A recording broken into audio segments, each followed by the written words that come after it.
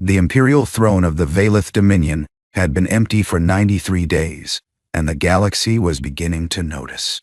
High Chancellor Sereth stood before the assembled council, her four-fingered hands gripping the edges of the speaking podium, as though it were the last stable thing in the universe. "We cannot delay the succession rites beyond the 100th day," she said, and the chamber erupted. Empress Aelindra Val Soreth, first light of the Valeth Dominion, keeper of the Eternal Accord, had vanished. Not in the way empresses sometimes vanished, assassinated in perfumed chambers, spirited away by rival factions, dissolved into the quiet machinery of a coup. No, Tai.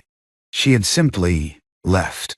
Her personal shuttle was found docked at Relay Station Orith 7, its navigation logs scrubbed. Her ceremonial armor hung in her quarters, untouched. Her crown sat on her pillow like a discarded thought. She could be dead, Lord Maevar said from his seat among the 12 pillars, his silver skin catching the light. "We must accept this possibility. She is not dead," Sereth replied, her voice controlled. "Her life thread still pulses in the binding lattice. She is alive. She is simply elsewhere. Then she has abandoned us," Maevar said, and the word abandoned moved through the council like a blade. Sereth closed her eyes. In Valeth culture, there was no greater shame than an unfulfilled duty. A warrior who fled battle was erased from lineage records. A bonded partner who broke their vow was exiled to the lightless moons. And an empress who left her throne, find her, Sereth said quietly. Before the 100th day, before we must explain to the Dominion why their empress chose to disappear. They searched. 48 intelligence operatives spread across known space, scanning every station, every colony, every registered vessel. They checked the pleasure worlds of the Syndicate, the monastery planets of the Tael monks, the hidden courts of the exiled Valeth nobility. Nothing. Nothing. It was a junior analyst, a quiet woman named Torith, who found the anomaly. A biometric echo on a human colony world. Not a Valeth colony. Not a neutral station. A human world. Specifically, a mid-tier settlement called New Thessaly, population 42,000, known for absolutely nothing except a regional coffee bean competition and an unusually high number of independent bookstores. "That cannot be correct," Sereth said when she received the report. "The biometric signature is a 97% match, High Chancellor. Why would the Empress of the Valeth Dominion be on a human colony world?" Torith had no answer. Sereth dispatched a retrieval team, but thought better of it within the hour. A team of Valeth soldiers descending on a human settlement would be a diplomatic incident. The humans were new to the galactic stage. Barely 3 decades since first contact, and they were, by Valeth standards, bewilderingly informal, culturally chaotic and frustratingly difficult to predict. The Dominion's official stance on humanity was polite disinterest. Unofficially, most Valeth considered them barely above the threshold of civilized species. So Sereth went herself, with a single guard, on an unmarked transport. New Thessaly was exactly as unremarkable as its file suggested. A temperate world, green and brown, with a single modest city, and dozens of smaller towns scattered across rolling hills. The air smelled of soil and something sweet that Sereth could not identify. The biometric trace led them to a town called Heraklion, not even the capital, and within Heraklion to a street lined with small shops and cafes, where humans walked slowly and spoke to each other without apparent purpose. And there, through the window of a small establishment called Marcus and Company Coffee, Sereth saw her. Empress Aelindra Val Soreth, first light of the Valeth Dominion, was sitting at a corner table. She wore human clothing, a simple dark sweater and trousers.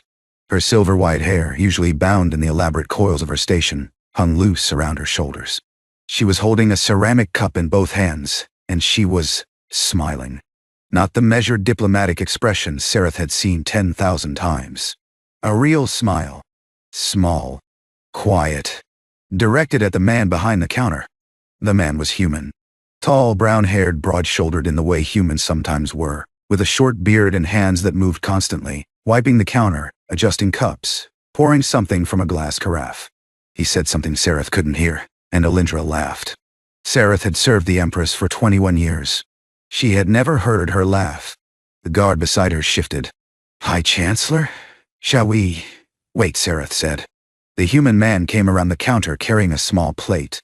He set it in front of Aelindra and said something that made her tilt her head, a Valeth gesture of genuine curiosity, never performed in public, never shown to outsiders.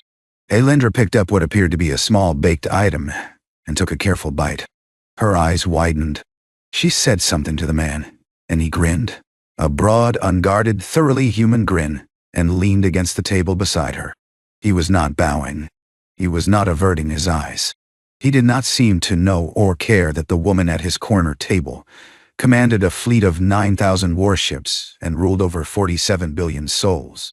Sareth watched for a long moment, then stepped inside. The bell above the door chimed. The human looked up with a professional friendliness. "Morning. Grab any seat you like. I'll be right with you." Aelindra's cup froze halfway to her lips. "Your radiance," Sareth said. The cafe went very quiet.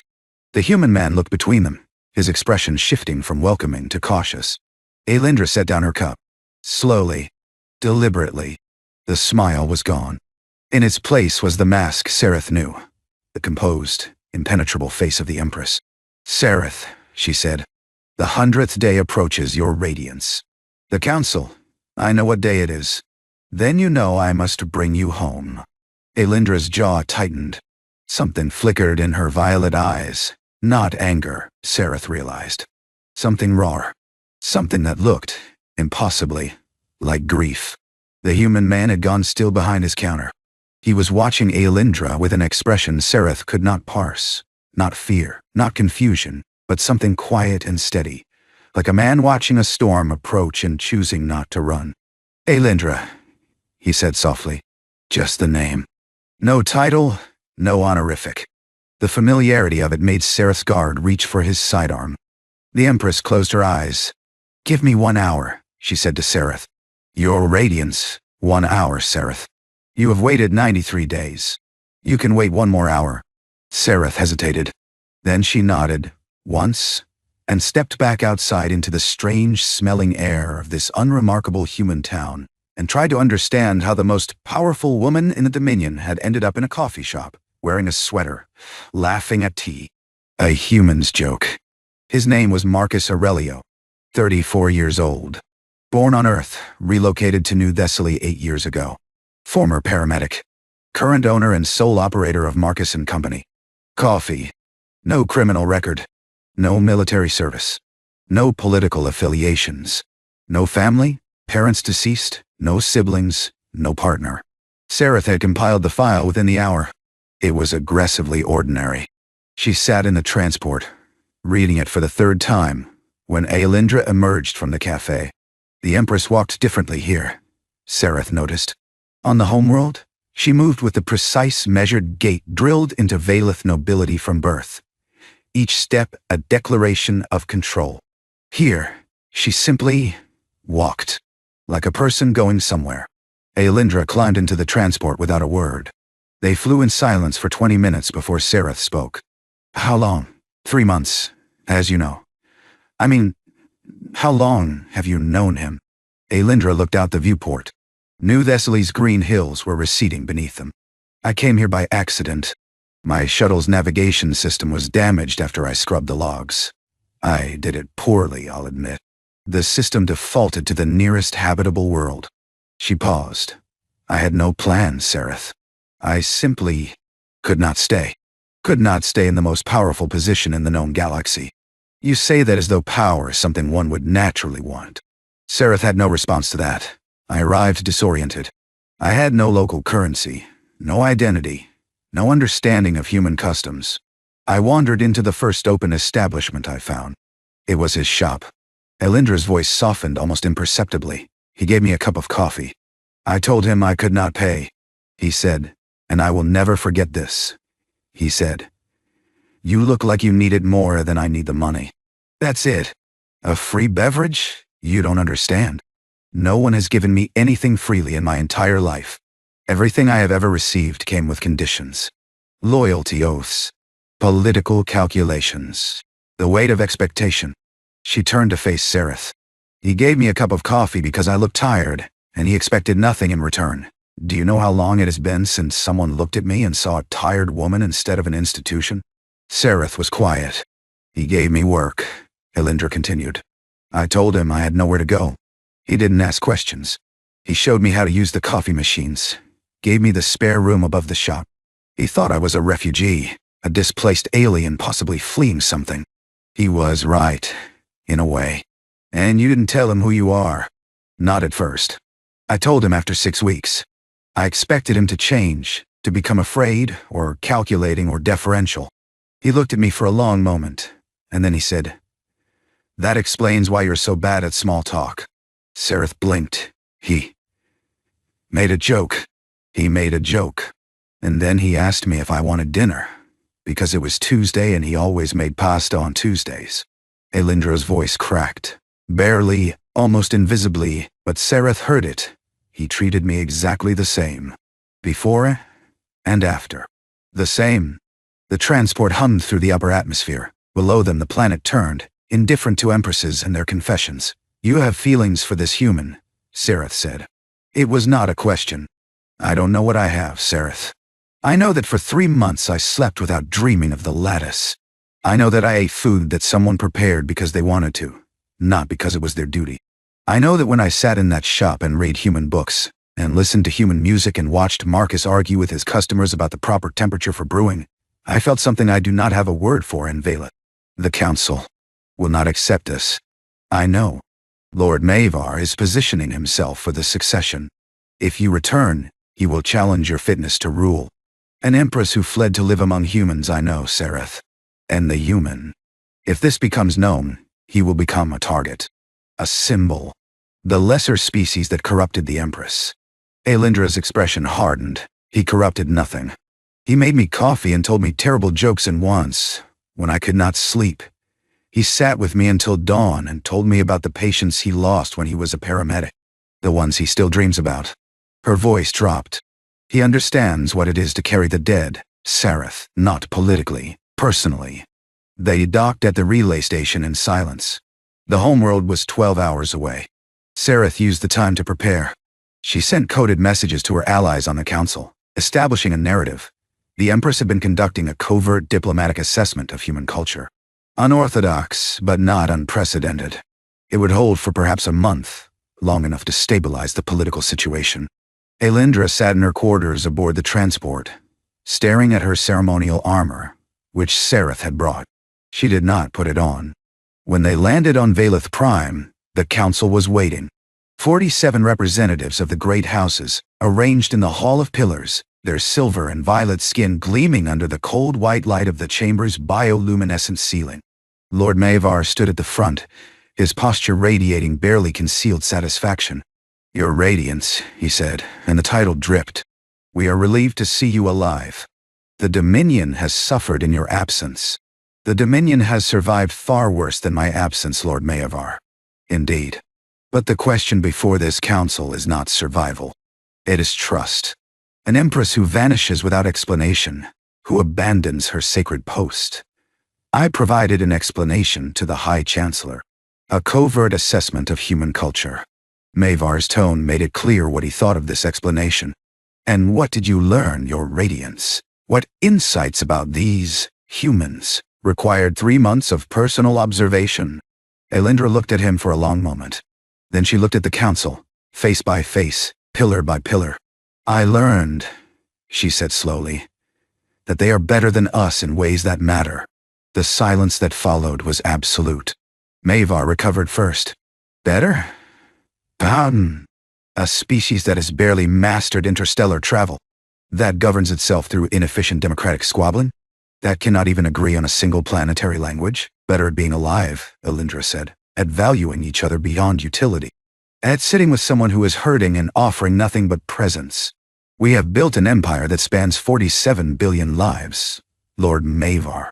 And I have never once, in all my years on this throne, been offered a cup of coffee simply because I looked tired." The council stirred. Sereth watched carefully. Some faces showed confusion. Others showed disgust.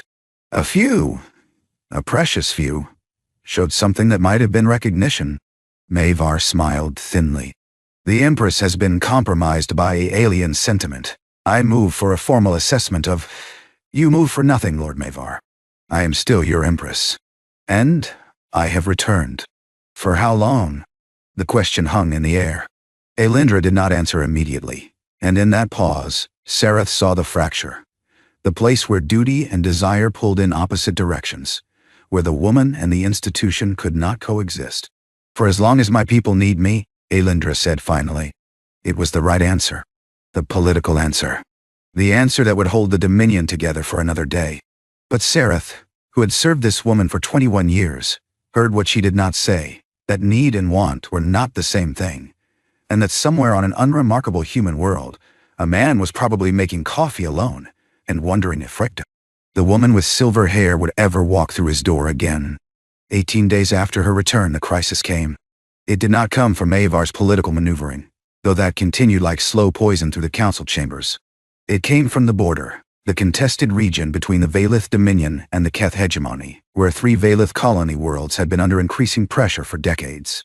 The Keth attacked at dawn, local time, on the colony world of Sereth 2,000 civilians. Moderate strategic value. The kind of target chosen not for what it was worth, but for what its loss would symbolize. That the Valith were weakened, their Empress distracted, their will fractured. Elindra received the report in her private chambers. Sereth watched her read it. The casualty numbers, the displacement figures, the damage assessments, and saw something she had never seen in the Empress's face before. Doubt. They struck because of me, Elindra said quietly. Because I was gone. Because the Dominion looked weak. They struck because the Keth are expansionist. They have been probing our borders for years. And years ago, they would not have dared. The Dominion's reputation was a shield, Sereth. I cracked that shield when I left. Sereth could not argue with this. The council convened within hours. The response was the predictable calculus of empire. Fleet deployment, strategic retaliation, a show of force to restore deterrence. Elindra approved the military action, and then sat through 6 hours of debate about proportionality and messaging, and the 17 other political considerations that turned the deaths of 2,000 people into agenda items. That night, alone in her chambers, she opened a communication channel she had established before leaving New Thessaly, an encrypted, off-network connection routed through 3 civilian relays. It was profoundly illegal for an Empress to maintain an unsecured personal channel. She did not care. Marcus answered on the second chime. His face appeared on her personal screen, grainy with distance and encryption. He was in the shop. She could see the familiar shelves behind him, the brass coffee grinder, the crooked painting of a ship that she had once tried to straighten before he told her he liked it crooked. Hey, he said. Just that. The most human of greetings. A single syllable that contained warmth and familiarity, and the quiet assumption that the person on the other end was welcome. 2,000 people died today because I was not here, she said. Marcus was quiet for a moment. She had learned to value his silences. They were not empty, the way Valith silences often were. Full of calculation and positioning. His silences were the spaces where he was actually listening. Were you the one who attacked them? He asked. No. But did you order the attack? Of course not. Then 2,000 people died because someone else decided to kill them. That's a different thing, Elindra. You don't understand the weight of... I don't understand empire, no. But I understand guilt. I had a patient once, young woman, car accident, I was first on scene. I did everything right. Textbook. She died anyway. He paused. I spent 2 years believing I killed her. My therapist spent those same 2 years trying to explain the difference between responsibility and blame. Took me a while. This is not the same. No. Your version is bigger. But the math is the same. You're taking someone else's violence and wearing it like it's yours. She pressed her palm against the screen. A human gesture she had learned from him, the inadequate substitute for touch across impossible distance. I miss your coffee, she said, and meant something far larger. It's still here. So am I. The channel was open for 47 minutes. They talked about the coffee shop. About a new blend Marcus was trying, something from a region on Earth called Ethiopia, which he described with a passion that made her chest ache. About the bookstore next door, which had gotten a cat. About small human things that had no strategic value whatsoever, and were, for that exact reason, precious beyond measure. After she closed the channel, Elindra sat in the dark for a long time. 3 days later, Lord Mavar made his move. He stood before the full council and presented evidence, intercepted communications, biometric data from New Thessaly, surveillance imagery, that the Empress had not been conducting a diplomatic assessment. She had been living among humans, working in a human establishment, and maintaining an intimate personal relationship with a human male. The word he used was entanglement. In Valith, the term carried specific legal weight. It implied a compromise of judgment, a subordination of duty to personal desire. It was grounds for removal. The Empress has bonded herself to an alien, Maevar declared, his voice carrying through the Hall of Pillars. Not through the sacred rites. Not with the approval of the Council. Not with a partner of standing or lineage. She has bonded herself to a human shopkeeper. The Council erupted. Voices overlapped. Outrage, shock, disgust, and beneath it all, the predatory excitement of political opportunity. Maevar's faction, nearly a third of the chamber, rose to their feet in unified condemnation. Aelindra sat on a throne and let the storm wash over her. Sereth approached the dais. Your Radiance, we can still contain this. Deny the relationship. Frame it as cultural research. No day. Your Radiance, I will not deny him, Sereth. They will remove you. Aelindra looked at her oldest advisor, and in her violet eyes was something Sereth had never seen there. Not the steel of command, not the calculation of power, but a terrifying, luminous clarity. Then they will remove me, the Empress said. But I will not stand before this council and pretend that the truest thing I have ever felt is something to be ashamed of. The vote was called.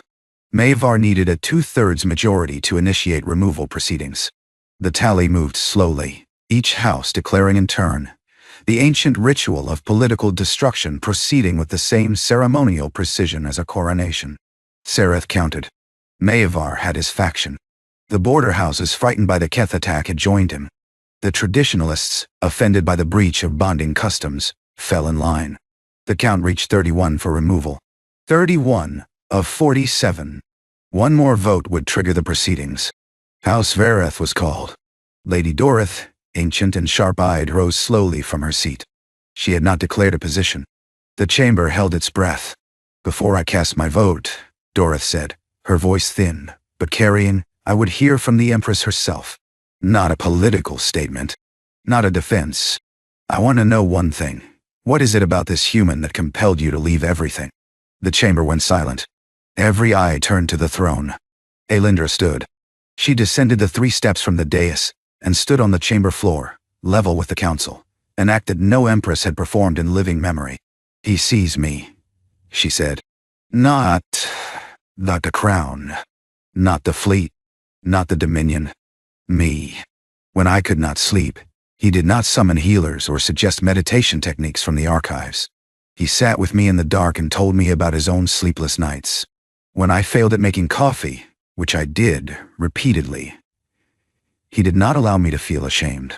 He laughed with me, not at me, and showed me again. She paused. I have ruled the Dominion for 11 years. In that time, not one person in this chamber has asked me if I was happy. He asked me on the first day.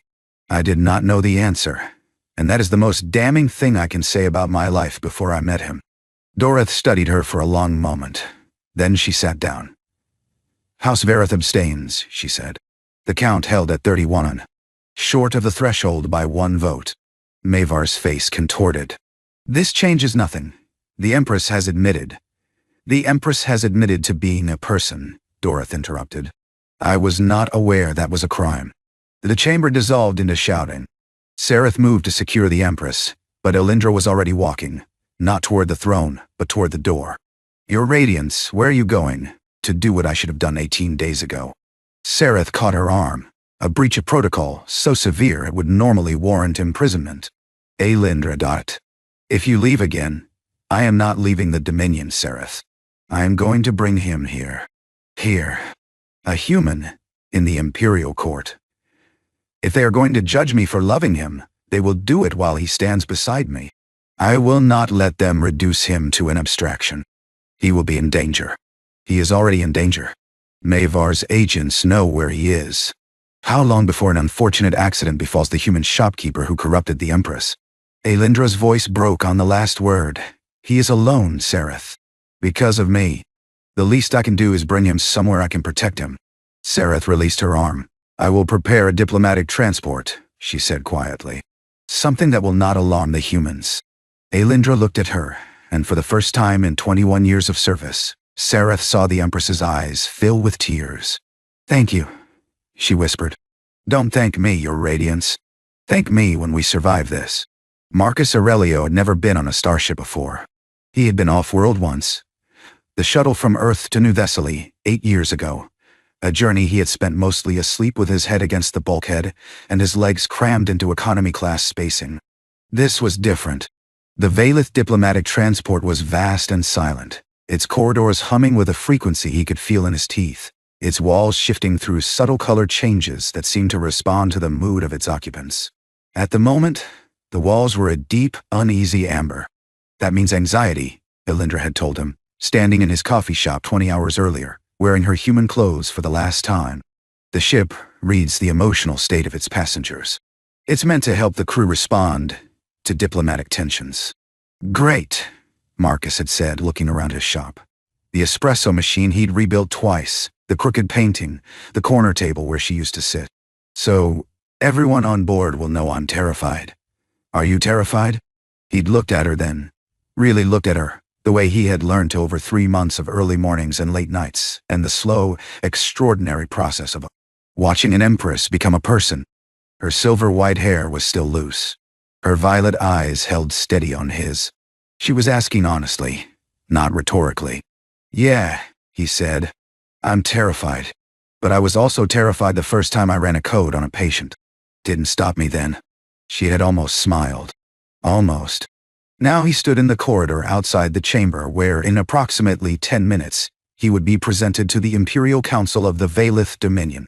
He was wearing clothes Sereth had provided, human formal wear, a dark suit, because Sereth had argued successfully that dressing him in Valith garments would look like either mockery or capitulation. You look like you're attending a funeral, Sereth said, adjusting his collar with clinical efficiency. I feel like I'm attending my own, possibly. Lord Mavar will attempt to humiliate you. He will question your species, your status, your worthiness. He may insult your intelligence, your appearance, your world. The council will watch how you respond. And how should I respond? Sereth paused. She looked at him with an expression he had come to recognize over the past 20 hours, the face of someone recalibrating their assumptions. I have served the Empress for 21 years, she said. I have seen ambassadors and admirals and kings stand in that chamber. Most of them performed. They wore confidence like armor. They spoke as though their words were weapons. She straightened his collar one final time. Don't do that. She did not choose you because you perform well. She chose you because you are genuine. Be that. The doors opened. The Hall of Pillars was exactly as intimidating as Marcus had imagined, and worse than he had prepared for. 47 representatives of an alien civilization that commanded a significant portion of the known galaxy looked down at him from elevated seats. Their skin ranged from deep silver to pale violet. Their eyes, uniformly large, luminous, tracked him the way a predator tracks movement. At the far end, on the raised dais, Aelindra sat on the imperial throne. She wore her full ceremonial armor now, a lattice of bioresponsive metal that shifted and flowed with her movements, projecting authority the way a star projects light. Her crown was a simple band of white metal that seemed to absorb the chamber's light rather than reflect it. She looked, Marcus thought, like a completely different person from the woman who had sat in his shop eating a blueberry scone and trying to explain the concept of cozy in Valith, which had no equivalent word. But her eyes were the same. Her eyes found his across the length of the chamber, and in them he saw the same woman who had stood in his kitchen at 2 a.m, unable to sleep, listening to him talk about the patients he still cared. Lord Mavar rose immediately. The council recognizes the human Marcus Aurelio of New Thessaly, he said, and his voice made Marcus's name sound like a disease. You stand before the sovereign body of the Valith Dominion. Do you understand where you are? Yes. And do you understand why you are here? Because the woman I care about asked me to come. A ripple moved through the chamber. The word woman, applied to the Empress, was apparently shocking. The woman, Mavar repeated. You refer to her radiance, the Empress Aelindra Val Soreth. First slide of, I know her titles. She told me all of them once. Took about 5 minutes. Marcus paused. I still call her Alindra. Maevar's silver skin darkened. The Veilith equivalent, Marcus had learned, of a flush of anger. You presume a familiarity that your station does not grant. I don't have a station. I make coffee. Precisely. You are a shopkeeper. A member of a species that has achieved interstellar capability within living memory. You possess no lineage, no political standing, no military rank, no cultural significance. By what right do you stand in this chamber? Marcus looked at Maevar for a long moment. The chamber was silent. The walls had shifted to a deep, watchful blue. By no rights, Marcus said, you're correct. You're correct. I have no right to be here. I have no title, no fleet, no bloodline that matters to anyone in this room. I'm a guy who makes coffee on a planet most of you couldn't find on a star chart. He took a breath, but here's what I do have. I have 3 months of sitting with a woman who couldn't sleep, and not once asking her for anything. I have 100 mornings of making her coffee exactly the way she likes it. Strong, no sugar, in the blue cup, not because she ordered me to, but because I paid attention. I have the memory of her laughing, actually laughing, for the first time, and how she covered her mouth like she was embarrassed, and how I told her she never had to hide that. Not from me. He looked at Alindra. She was very still on the throne. I have the fact that when she told me she was the Empress of a galactic dominion, I made her pasta because it was Tuesday.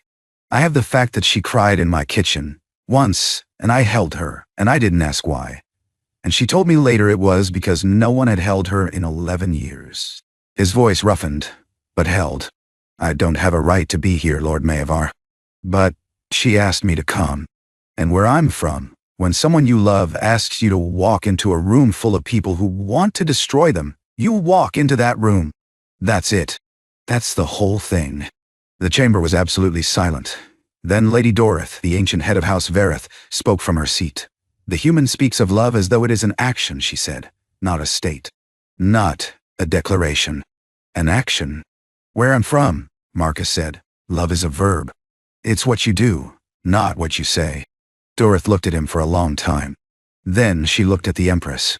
Your Radiance, she said, I have sat on this council for 46 years. I have seen 3 emperors and 2 empresses before you. I have watched each of them enter bonded partnerships, alliances of lineage and strategy, approved by this council, sanctified by the lattice. She paused. Not one of them was happy. Not one of them was held when they cried. She rose to her feet. House Verith supports the Empress. And House Verith recognizes the human. The chamber erupted, but differently than before. Not in unified outrage. In fracture. Voices rose against each other. Maevar shouted for order. 3 houses immediately followed Dorith's lead. 2 more wavered, their representatives looking between Maevar's fury and the quiet figure of a human man standing on the chamber floor with nothing to offer except the truth. Maevar slammed his fist against his podium. This is a degradation of everything the Dominion represents. A human, a common, unremarkable human, standing in the Hall of Pillars as though he belongs here.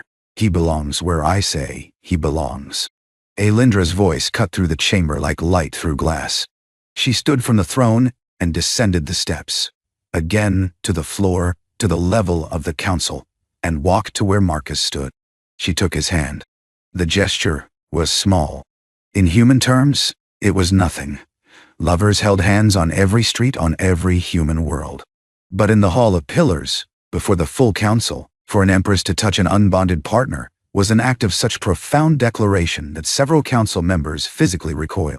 I am your Empress, Alindra said, and her voice was steady now, filled with something that had been absent from it for 11 years. I have given this dominion my youth, my health, my sleep, my solitude. I have bled for you in ways this council will never see. And I am telling you now, not asking, telling that this man stands with me. Not because of his species, not because of his station, because he is the only person in my life who has ever loved me as a person rather than a symbol. She looked at Maevar. You called him unremarkable. You're wrong. The most remarkable thing I have ever witnessed is a man who learned that the woman washing dishes in his shop was the ruler of a galactic empire and chose to treat her exactly the same. That is not weakness, Lord Mavar. That is a kind of strength your political calculations will never understand. Mavar looked at the chamber. He counted votes. He calculated trajectories. And he saw, clearly, in the faces of the wavering houses, in the ancient certainty of Dorith's expression, in the quiet erosion of his coalition, that he had lost. Not because of politics. Not because of power. Because a man had stood in the most powerful chamber in the galaxy and talked about a blue coffee cup. The vote was called again. This time the count went differently. 26 for the Empress. 21 against. The removal proceedings died on the chamber floor. Mavar sat down in silence. Later, hours later, after the ceremonies and the formalities and the endless political machinery had ground through its processes, Marcus stood on a balcony overlooking the Valith capital. The city stretched below in patterns of light that pulsed with a rhythm he was beginning to recognize as biological. The entire city was alive, in some way he didn't fully understand, breathing along with its inhabitants. Alindra found him there, still in her armor, her crown catching the light of the 3 moons that hung low in silver over the skyline. "You should know," she said, leaning against the railing beside him, "that what happened today changes nothing about the political reality. Mavar will continue to work against us. The traditionalists will never fully accept you. The Keth conflict will demand my attention for months, possibly years. I know. You will be lonely here. This is not New Thessaly. There are no bookstores. No cats. You have a bioluminescent ceiling that changes color based on emotions. That's pretty cool." She looked at him. The mask was gone, the composed imperial expression she wore like armor. In its place was the face he knew. The face from the corner table. From the kitchen at 2 in the morning. From the quiet moments between moments that made up the geography of falling in love. "Marcus? Yeah?" The Empress vanished for 3 months. They found her in a human coffee shop. She said it with a faint, wondering disbelief, as though she was still trying to understand the shape of her own story.